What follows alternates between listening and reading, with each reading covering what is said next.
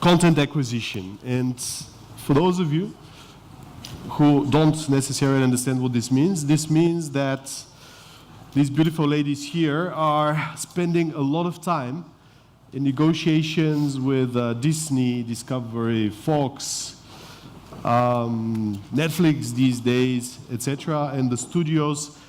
And it is their decision, it is their personal taste, it is their personal preference, and they invest their time and effort into figuring out what exactly is available as content these days and what exactly is to be delivered and aggregated to the end consumers. So speaking of that, one of the very interesting things that I think the industry faces these days is linear TV, so channels versus non-linear. And I'll ask this question first to Marijana, for example. So how do you combine and how do you basically figure out what the consumers need these days with regards to SVOD services versus channels, which is the traditional model?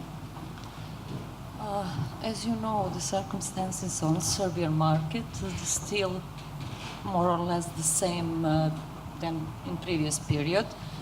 We have no changes, a lot of changes between linear and non-linear. Okay. I didn't receive the instruction about the microphone. Are you hear me? Okay.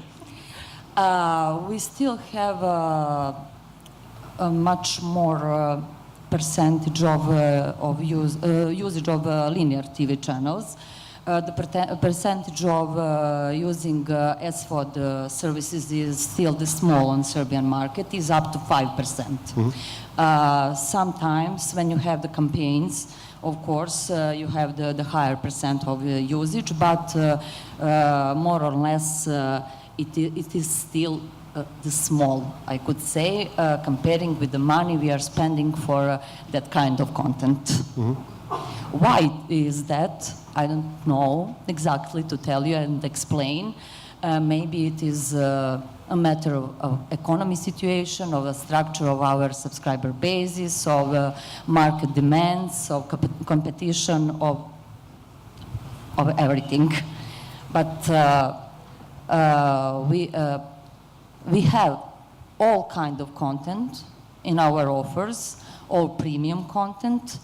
We recognize that there is no demand of the market on appropriate level for SVOD services, and from the last year we appeared some new strategy, but maybe we'll talk about that a little later. Okay. Irena, in Slovenia you have SVOD offers. Yeah. Completely different story. So yes, we all come from very different markets.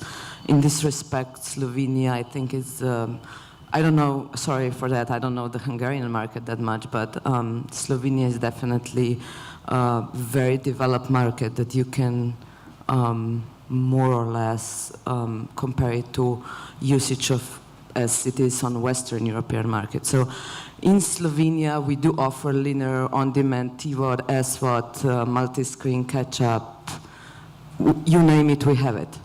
However, the usage of linear television as linear TV viewing decreased significantly in past 4 years.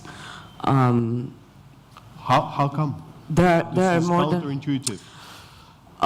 One, we are an IPTV leader. We've introduced IPTV back in 2003. So people got used to new services, new ways of consuming content. We are constantly investing into the technology. End of 2018, we just launched a new platform, Android open source, as well as I think my colleague from Swisscom was mentioning it. So we see that consumers change. Consumers consume either online, via operator, linear, on-demand, different content, flagship content, niche content. So we noticed that we need to offer all this in our market. So slowly, in the past 5 years, the usage of catch-up increased for over 50% of our users. So that's a lot. Okay. I think we, in both cases, heard that the strategy is more or less offer it all. So, I mean, Szilvia, in Hungary, is this a strategy? I mean, is this also the approach when you compile the pay TV or the media offer to your consumers? Is your approach like really have linear, non-linear, and premium and niche, etc.? Is it also you have some more tailored approach? Yeah, first of all, I would like to say that the linear TV in Hungary is still our main business. But the customer behavior in the last 2 or 3 years have been changed. And younger generation would like to consume contents on AAA basis, so anything, anytime, anywhere. So nowadays, from content acquisition aspect, the multi-screen and OTT solution is a must-have feature, not only a nice-to-have feature. So we have to buy those rights, so the non-linear rights as well. So PVR, NPVR, catch-up, VOD, SVOD, so all variety of the non-linear rights. And in Hungary, at Magyar Telekom, we created a bundle offer, and it contains the traditional TV channel lineup together with our own Mozi Club service, SVOD service. It's called Mozi Club, and it's very popular among our customers. Yeah. And Elena, in Macedonia, OneWeb is the market leader, right? With pay TV. Yes. I think we have the largest share, larger than Deutsche Telekom's subsidiary there. How did you achieve this leadership? Was it a matter of the offerings that you have with regards to the content or any other means? Well, actually, the Macedonian situation is a bit different than the other markets. We had a large merger 2015 with merging 2 big operators and a bunch of smaller cable operators, also Blizu as one of the largest cable operators. So nowadays, OneWeb is the market leader in TV, particularly because of the acquisition of Blizu, which was one of the largest cable operators, and other cable operators as well, but also one which had the digitalization license. That means the DVB-T, which is available throughout the country. So this combination of companies and merging actually led to that OneWeb currently is the market leader in TV. What is peculiar here to mention is that the TV lineup is, the channel lineup is different on the DVB-C and DVB-T platforms due to the platform capacity mainly, and what has been perhaps the leadership, what has led to the leadership position is the asset of the largest mobile customer base in our operator, but also large base of fixed subscribers. The focus has been all the time on convergence, so getting the whole household as a customer, and this has led to the additional increase of the TV subscribers. In terms of TV channels and in terms of customer behavior, yes, we have seen it changing.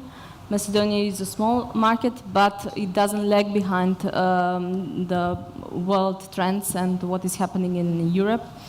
What we see also is in other European or even in the US is this syndrome of FOMO, which means the fear of missing out. So people are more and more looking at non-linear content, and if something is happening, they want to know it now. They don't want to wait for the news on the linear TV. So it is developing, it is changing fast, and we need to catch up, and we need to offer additional services. We need to bundle with non-linear content so that we can be more attractive to the people and more appealing offering. Thanks. I just want to open a little bracket for the audience, for those of you who don't understand how content acquisition works. There is something which is called CPS, charge per subscriber. So practically, when you have to pay €10 per month for your TV subscription, this is the money that the telecommunication company or your pay TV operator takes from you, and they deliver it to the channels. So Disney may charge 5 cents for you every month, or, I mean, for Disney, I'm giving a bad example, so these are imaginary numbers. Some channels like, I don't know, here in Bulgaria, the BTV, the whole portfolio may cost €1, for example. So this is something that is like really distribution. Whatever the pay TV company is taking as a subscription from you, they deliver to the channels which are being aggregated in this package. I wanted to mention that because practically people always want something cheaper and something more. And here I want to ask a question to each one of you. If you can give me a very brief answer, like your content budget this year, case by case, was it higher than last year's? Was it lower than last year's? In your case? We're flat. Flat. So luckily we are flat, and this is a big challenge for us as an operator, because on the one hand we have the pressure of getting the offer profitable, as you mentioned during the previous session. Having premium content and high quality content is putting pressure a lot on the content budget. On the one hand, you have the content providers wanting for additional budget and for increase payment for all the TV channels, regardless of the viewership. And then on the other hand, we have the shareholders and our owners who want to get the cost down each year and to lower it year over year. And in the end, this whole cost has to go to the end customer, which, you know, we are also, Netflix is getting additional battlefield with its content and trying to get additional share of wallet. We're all fighting for the same share of wallet, and the wallet is not increasing, unfortunately. Marijana, you had increases or decreases in your budget in Serbia? Our budget is much more bigger than last year. The reason is new strategy in the field of our own content production, and also in the field of launching new channels and buying a new premium sports content and fresh content from major studios. Yeah, Szilvia? So, in case of Magyar Telekom, our content budget increased as well, but it comes from two factors. One of because the linear channels are getting more and more expensive every year, and the other factor that our SVOD service, the number of our SVOD service increased. So therefore, the CPS based and CPS based. It's dependent on the subscriber base growth. Yeah. Irena? This is a very tricky question, you know. Of course it is. You don't know what's coming, right? So Or maybe you know. I will revert to your explanation that how content is bought. It is on a CPS basis. Additionally, can be on a flat fee basis. Yeah. So it depends. If you're increasing the subscriber, then your cost per subscriber is decreasing. But anyhow, I'm very much surprised because all of my colleagues' content budget is rising and mine is decreasing every year. To be very honest, I'm also a little bit surprised. No, I will put it this way. So linear channels content decreases, but of course the on-demand content. So we are trying to find, we are not just putting everything in, it's the end of the era of putting everything in. So we have the data behind what's the viewership of the certain content. So we are definitely going into direction that we are decreasing the number of linear content showed on the platform, but increasing number on-demand content from everywhere on the platform. So the answer is the linear budget is decreasing, the on-demand is increasing. I mean, the reason I was asking this question, it became transparent. It's more or less the prices, the fees that you collect from the subscribers, they don't necessarily increase. At least I haven't seen monthly fee increases in this region. So here the question is, Discovery is laughing from the first row. She knows where I'm going as well. So the question is, yes, I mean, on one side, Szilvia, you said linear channel costs increase. I mean, the price per subscriber increases. Channels like Eurosport Discovery or Fox or etc. I mean, now Fox and Disney is the same thing. They ask for more money because they claim their content has improved or they have an additional channel. So practically, you have to introduce more channels or like pay more. But on the other hand, your budgets are not really adequate to that. So how do you tackle this situation? I mean, what do you do in these particular cases? For example, in Macedonia, when a new channel comes or some of your existing partners wants to increase the fee, but you are seriously not able to increase the monthly fee to the subscribers because this means you're making a gesture to your competition. Yeah. Exactly, it is very difficult to increase the prices. The customers are expecting even lowering the prices, and they don't want to bother how much we pay to Discovery or whichever content provider. On the other hand, with the big data analysis, we have more insights into what customers are really watching and what's interesting for them. So we don't want to burden the customers to pay for content that they don't want to watch. For example, I have Sport Club or United Media channels in my package, and I don't bother. I don't really know anything about sports, and I'm not interested. So in the end, my monthly fee reflects the fact that I have a Sport Club within my package, and this is not the most appropriate model, I would say. Having the content inside the package without watching it is having a burden on the monthly fee and on the customer and on the content cost of the operator.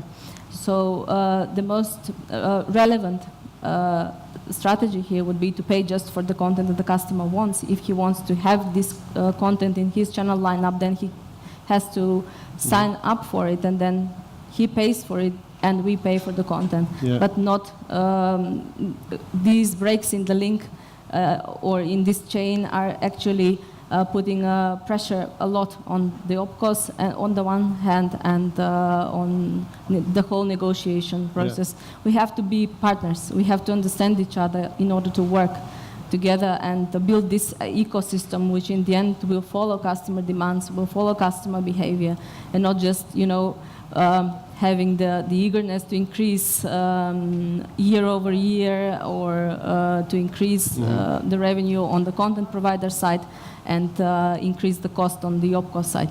We have to find the appropriate balance here. Yes, they are investing a lot in content, in premium content and everything, but if this is the good quality, then the customer signs up. What happens? I mean, do you basically disconnect the channel? Would this be your choice? Because I've seen this happen in several territories in this region. Or would you basically risk increasing the prices? Which way would you go? I mean, the first, definitely, because increasing the prices, it's not a popular measure. Because, for example, if you have take notes.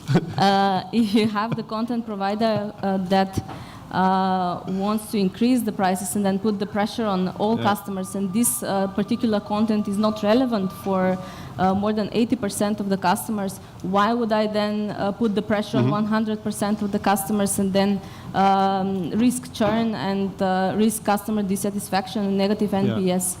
It's a clear answer, I would say. Marijana, in Serbia, you actually are competing with a very powerful group.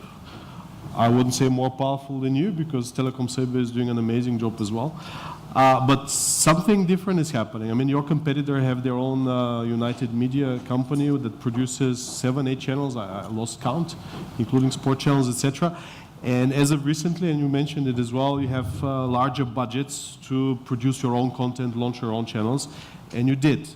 So is this your approach? I mean, do you launch your channels as a alternative of acquiring channels from the typical media houses? And is this how you basically plan to control your content budgets in the future, by producing the channels by yourself?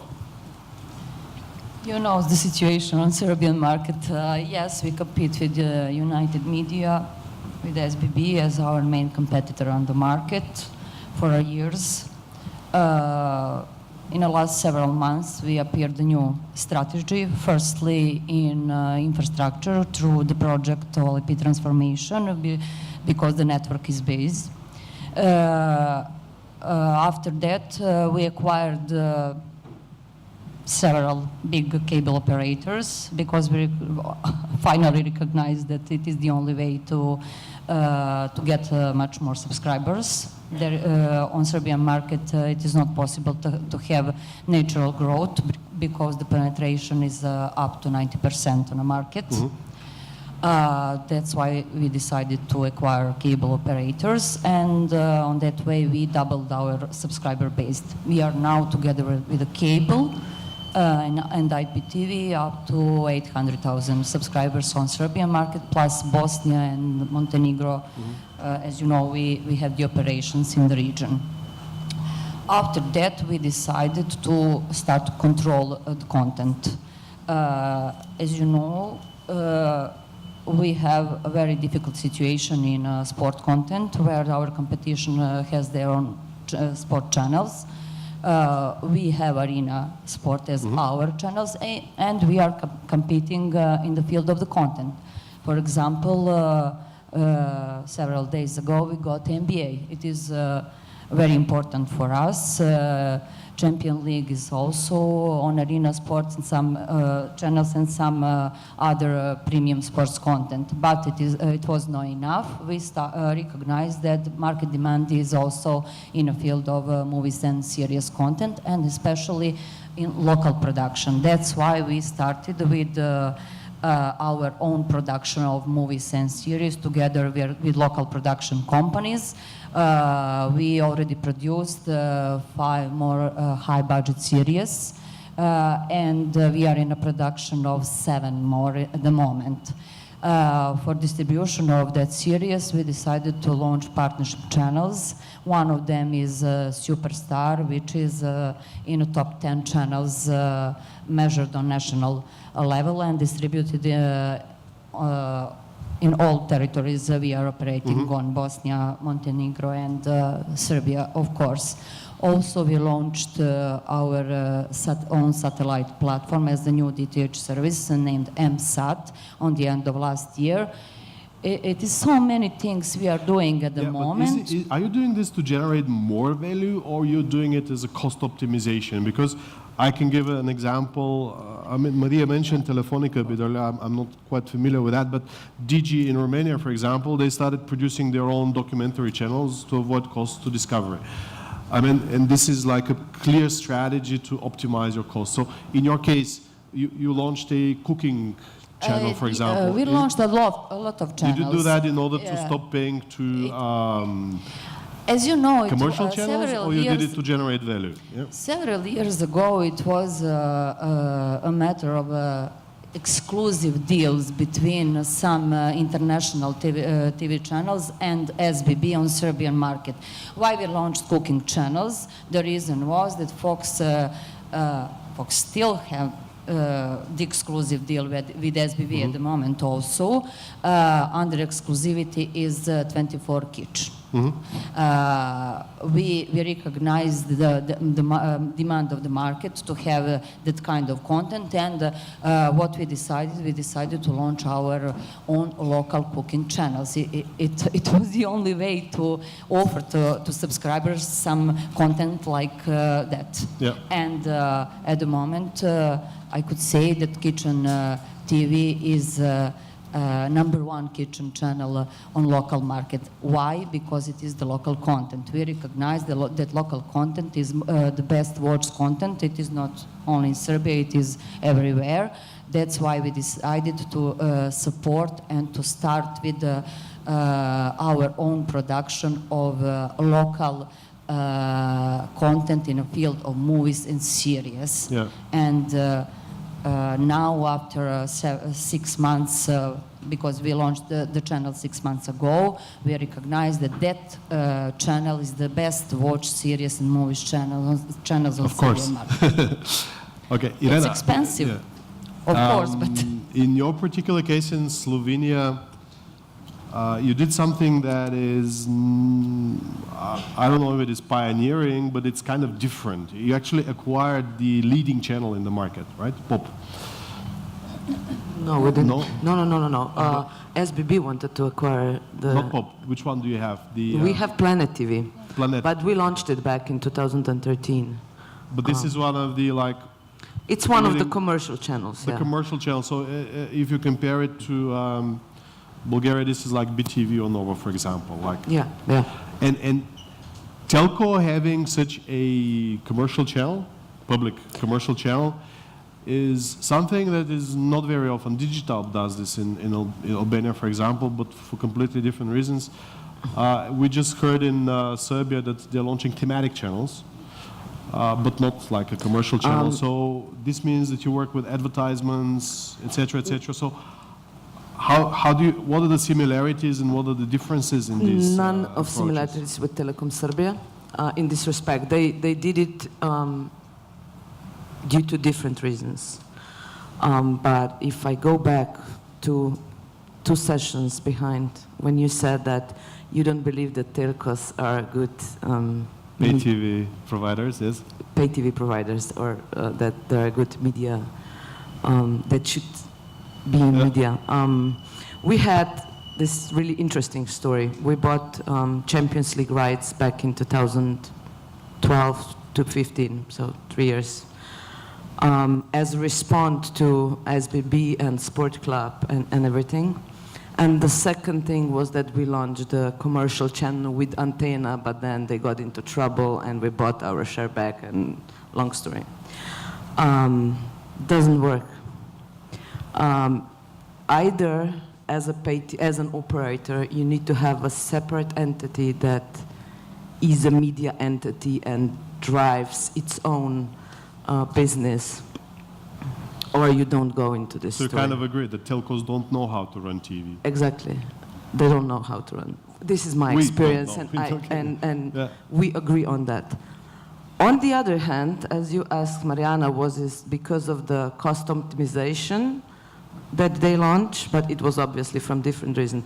The thing is that content that we offer on our platform, the business model is not sustainable. We all know that. And it hasn't been sustainable for the past 6 or 7 years. So we're just adding, and they're all demanding just more and more money for it, because obviously they are going into 4K and the cameras and all, everything is more expensive.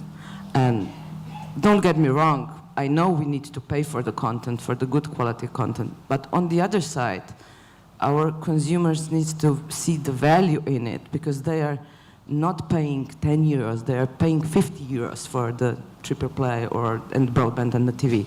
So, so far, we did not share the risk. As you said, actually the content provider was selling to the pay TV operators, not to the end consumers.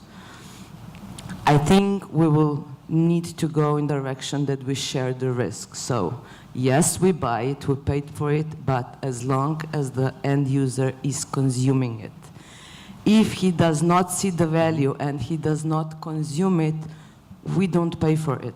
Actually, the consumer doesn't pay for it. I think this is the only sustainable direction we need to focus on.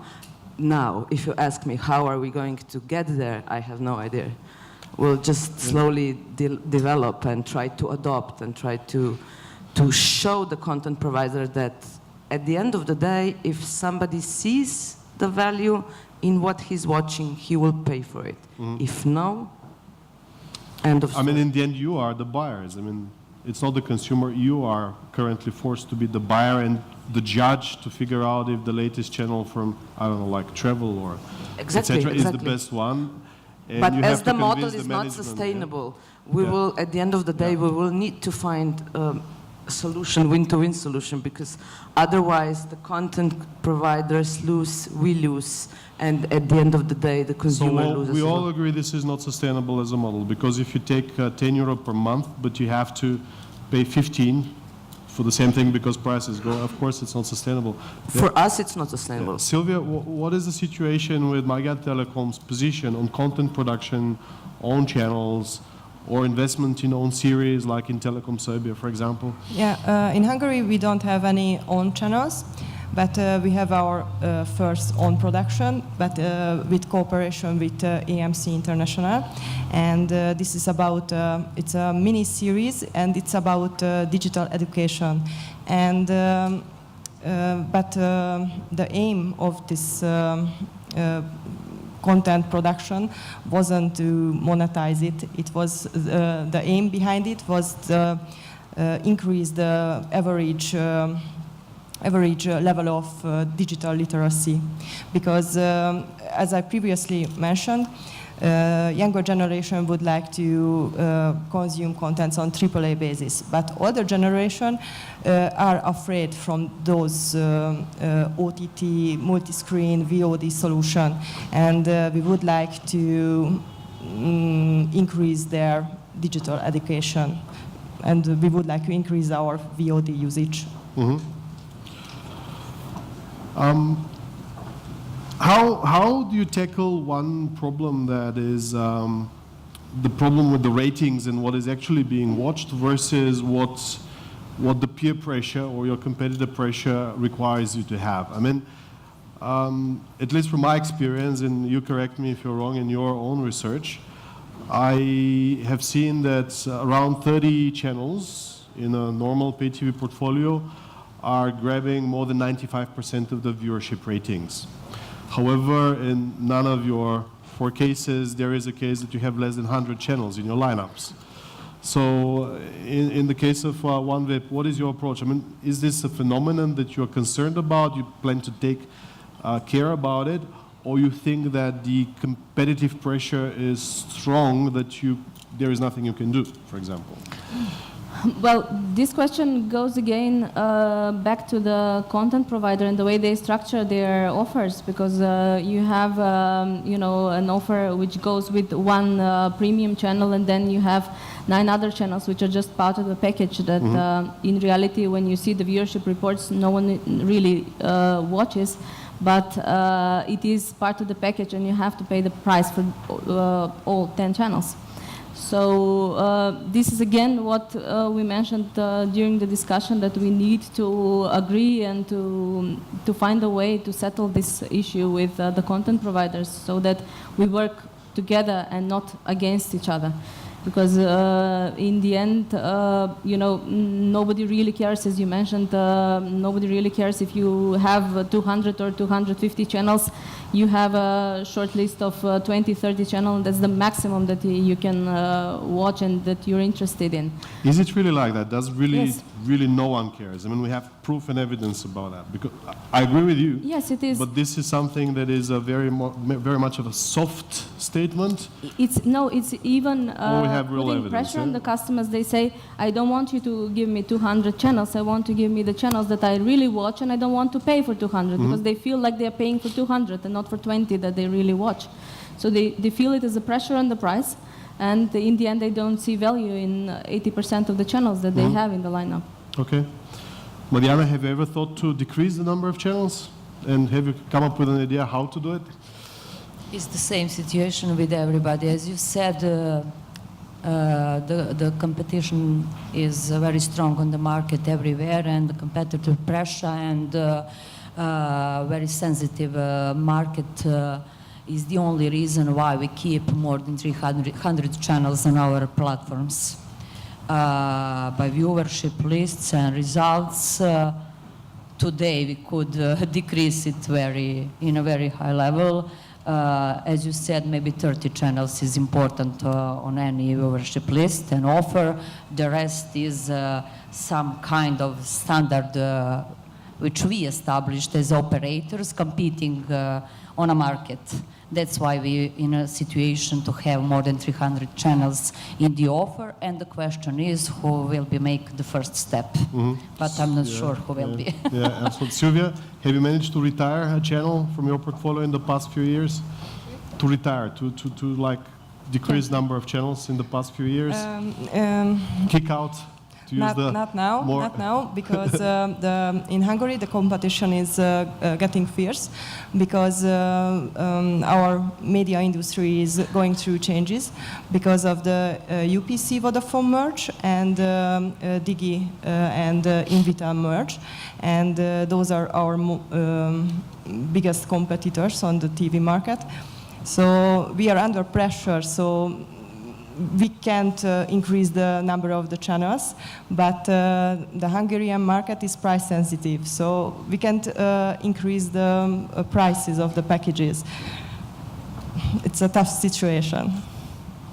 You, Irena? Well as on all the other markets in Slovenia, the competition is fierce as well. However, we carry more than 350 channels, so 350 channels. I think don't you're the think winner. anyone in this room can just scroll along through the entire portfolio, so it's logical. We will start slowly to clean it Yeah. up, because it doesn't make any sense. 350 with all the local small channels and everything, but still, they are there. They're taking your capacity and everything. There is no logical reason why we would be carrying so many channels. And then we'll see. We need to find a way to be, with the new investment in technology, new platforms and everything, we need to be the guide for the consumer to be able to find what they need with all the recommendation system and stuff like that. So yeah, we will be this. And we have been in the past. I mean, we were discussing optimization, costs, the problems, more or less. So everyone is going to say, oh, this is a terrible job to have. But in the end, this job is fun, right? And the fun part is that you're scanning content, you have access to new productions, you figure out what is interesting, how the trends are chasing. So because we don't have much time left, each one of you, can you actually share your opinion? What is interesting? What is hot? Like, some people say short formats are now going to take over. Some say niche channels are going to be much better. Yesterday we heard that Turkish drama is conquering the world, etc., etc. So practically in each one of your, or maybe an export service, I don't know. So in each one of your markets and opinions, what do you think is that something that if you had all the money in the world, it would be the number one you would immediately offer in your portfolio? There is no such a thing. No such thing. No. I mean, as everything else globally, everything is diversifying. So, honestly, you need to be there with everything and nothing. So, it's different age groups, different markets, different mentality, different culture. So, there is no recipe for it. You don't just have a need to- favorite, like No, no. esports, for example. Do you carry an esports channel? Sorry? Do you carry an esports Yeah, channel? it is one of Okay. the hypes. However, this is a very niche thing, so Yeah. it's only for a particular group of people. But what I believe in is in data, that we have them today, and we can track them and we can analyze them. Unfortunately, there is a lack of people that do know both sides. So being able to analyze the data and taking them into the context. So this is something that we need to still to introduce, and this data analytics, so part of the Okay. the Szilvia, entire you have a favorite? Favorite genre? In case of VOD, the most beloved genres are the family, animation, and comedy. So that all those contents that you can watch together with the family. Marijana? There is no favorite. But you're producing are- your own what kind of content are you producing? We Series, are producing drama, series filming? and some family formats, but it is something different. It is to be competitive on the market and to have the control on the content against the competition. It's a different reason, but if we are talking about the favorite content in a genre, sport, movie, series, there is no favorite on the Elena, market. something that you miss and you would like to have? In general, what we should strive to do is develop this ecosystem together with everyone, to build the portfolio with non-linear content, together with partnership with Netflix, Amazon, and other content providers as well, to build them together into this one story, so that we can offer appealing offer to the customers and be attractive and be relevant and charge for only what is being watched and what not. Subscription. Which is a step forward in the super aggregation, practically. Yes, definitely. Fantastic. Yeah. Thank you very much. Just maybe one question from the audience, if there is. Yep.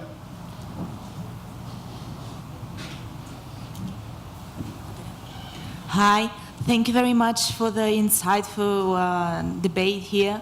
You are wonderful. I have a question. You are talking about drama, cooking channels, sports TV, and with the digital era with music. What about the musical channels? Where is the role of musical channels in the future? Is there going to be any musical channels in the next 10 years, or everything will be Spotify, YouTube, and the TV will be only action, drama, sports? I was the first one who stopped paying for music channels, to be honest.